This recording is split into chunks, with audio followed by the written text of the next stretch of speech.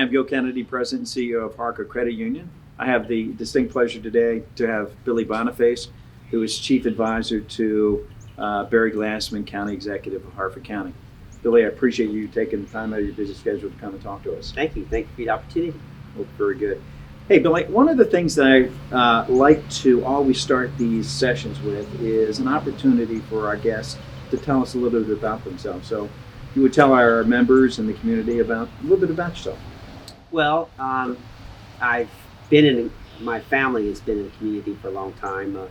Bonifaces moved here in the late 1920s. My great-grandfather, Fritz Boniface, was a horse trainer in England, and he took the job of working for Mrs. Hyde, where the college is today. Wow. My grandfather actually grew up in the Hayes Hyde house. Huh.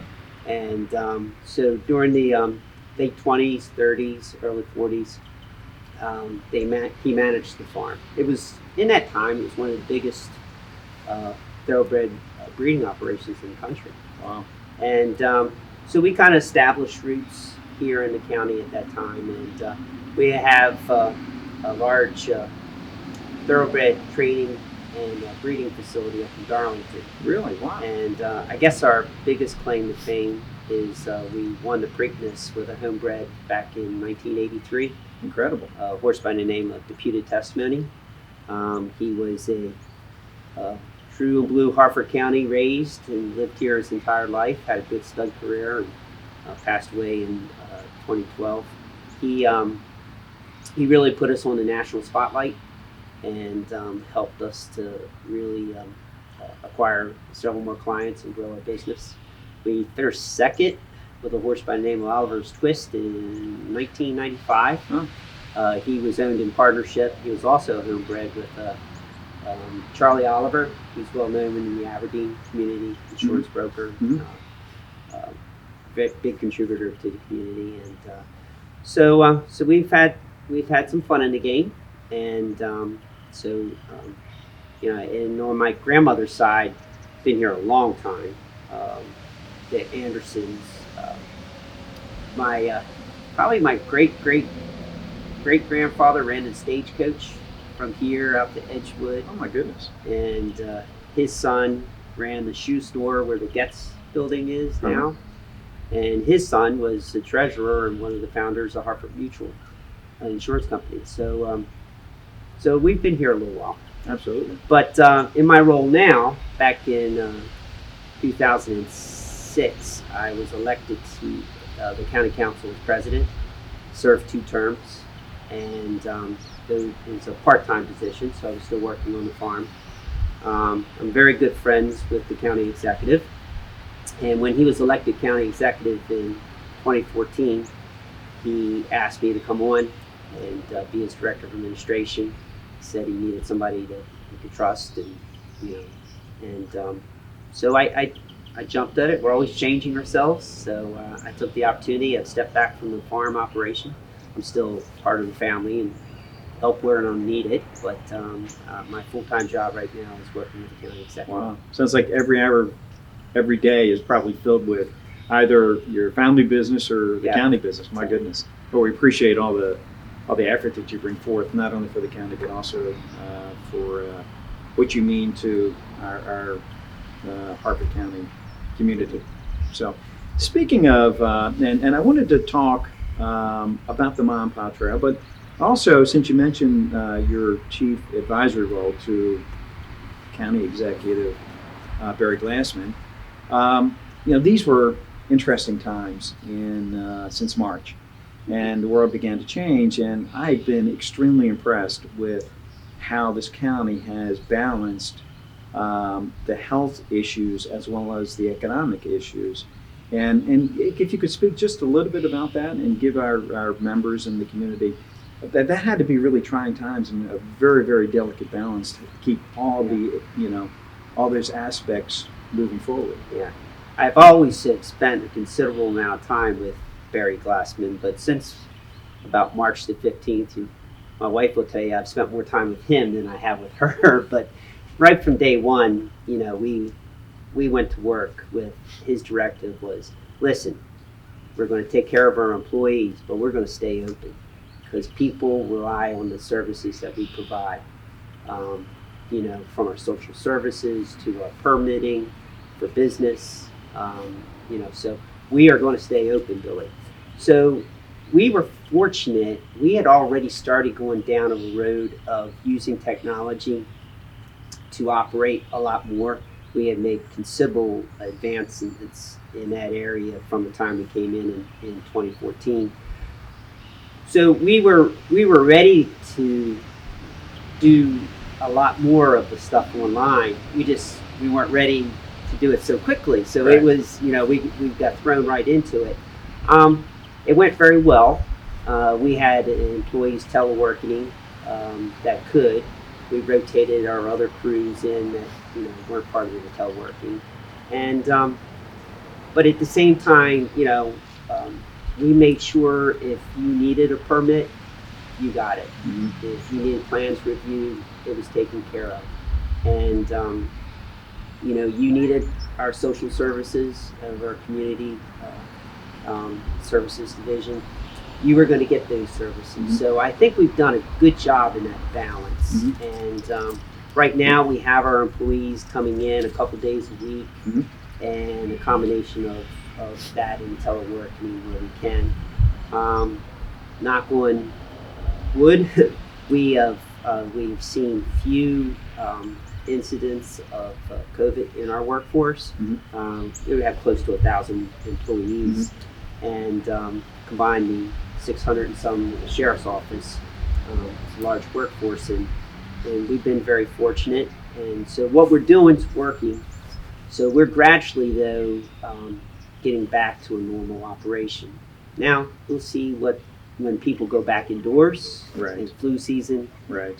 comes about, then we'll see how we need to deal with that. But we have several contingency plans in place. Well, so it's a delicate balance. I can only imagine on how you operate, yeah, how you communicate, how you allow businesses to open, and also control the health aspects associated with COVID-19. So congratulations. And I've been extremely impressed with our county's ability to be able to manage through it, which you obviously are a critical part of that. So thank you. I'm an avid runner, and I've lived in Harford County since 1988. And when the Mom and Pa Trail opened up, I was extremely excited. In fact, it was runnable from my house, and I would run the trail and I'd run back home. And then we're here at the Forest Hill segment of the Mom and Pa Trail. And I guess the other segment's known as the Fallston Trail. Is that, I've read that in Edgeley Grove. Okay. That's the connection from Bel Air out to Edgeley Grove Farm. Okay. Where the Annie's Playground is. Okay. And so when that was extended, it was, I would run that as well. So now we're talking about opening up the gap between this segment of the trail and that other segment of the trail. And I wanted to, and I'm extremely thankful for you allowing me to interview you about that, because again, I see personal benefit from it. And as I look around, driving around the community, I see more and more people running. So I'm sure there's a level of excitement as it relates to what that will mean to our community and exercising and getting outside.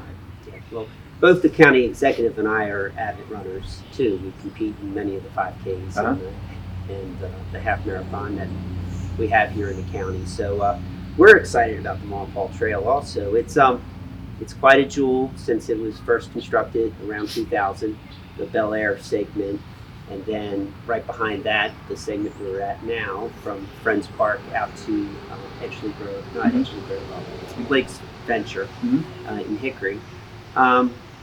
But there is, and then the third segment was connecting the Bel Air piece out to Fallston, out to Edgeley Grove Farm. Mm-hmm. So that was done about 2010. And then, the missing piece was always connecting those. Right. So in order to get those connected, there were several easements that need to be acquired along the I way. see. And over the years, those easements were acquired. There was one missing piece, and that was where former past Senator Bob Hooper, Right. his business had, and he had never wanted to, give that up to allow the Paul Trail connection to take place. So, with previous administrations, when Barry and I were elected, we were fortunate. We were good friends with the Hooper family, and we were able to approach his daughter Cindy and come to an agreement that they supported us in acquiring an easement. So that was the missing piece to the puzzle. We are currently in the procurement process for awarding out we have broken it really into 3 segments, that connection. We did segment 1, which was from William Street out to 924, where Independent is. Yes. We completed that. Segment 2 is from that location out to North Avenue. Okay. And North Avenue will have a parking lot. And then segment 3 is from there all the way up to Hickory. Mm-hmm. So we are about to begin segment 2. It's in the procurement process, and construction should start this winter. Should take about a year. And we're excited to get rolling. The permitting process has been a nightmare. And especially we're behind schedule because COVID had really slowed the state down. Sure. It's been very difficult keeping things on schedule, but we've been very consistent. So we're getting that segment started. And then we hope to get segment 3 started, which is the most difficult piece because it'll be a lot of bridges, similar to what you see by Andy's Playground Right. over there, along the detention center and up through that lower part. That will start sometime next year. Uh-huh. And I have promised the county executive we'll complete it by the time he ends his term in office, because we hope to run a half marathon or a 10K on it. Yeah. He has a race every year he runs for Harford Charities, Mm-hmm.